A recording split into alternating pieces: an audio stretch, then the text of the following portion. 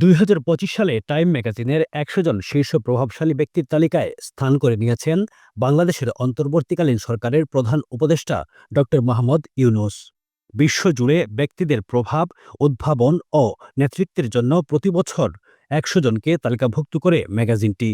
ড. মোহাম্মদ ইউনূসকে কেবল তার অতীত অবদানের জন্যই নয়, বরং বাংলাদেশে গণতান্ত্রিক প্রতিষ্ঠান পুনর্গঠন ও নাগরিক স্বাধীনতা সমুন্নত রাখার জন্য বর্তমান প্রচেষ্টার জন্য স্বীকৃতি দেয়া হচ্ছে।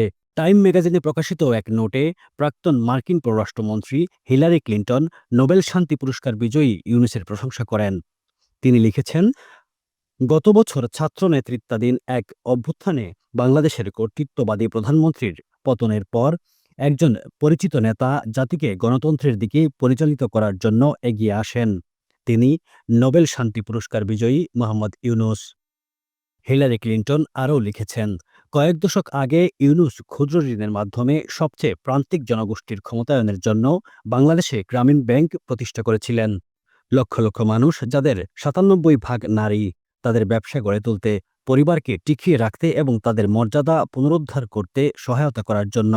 ইউনূসের সাথে আমার প্রথম দেখা হয়েছিল যখন তিনি তৎকালীন গভর্নর বিল ক্লিন্টন এবং আমাকে মার্কিন যুক্তরাষ্ট্রে অনুরূপ কর্মসূচি স্থাপনে সহায়তা করার জন্য আরকানসাসে ভ্রমণ করেছিলেন।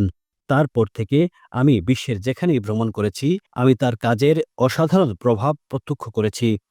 জীবন পরিবর্তিত হয়েছে, সম্প্রদায়গুলো উন্নীত হয়েছে এবং আশা পুনর্জন্ম হয়েছে। ক্লিন্টন আরও লেখেন, এখন ইউনূস আবারও তার দেশের ডাকে সাড়া দিয়েছেন। তিনি বাংলাদেশকে নিপীড়নের ছায়া থেকে বের করে আনার সাথে সাথে মানবিকতার পুনরুদ্ধার করেছেন, জবাবদিহিতা দাবি করছেন এবং একটি ন্যায়সঙ্গত ও মুক্ত সমাজের ভিত্তি স্থাপন করেছেন। Abul Hasnat, UK Bangla live.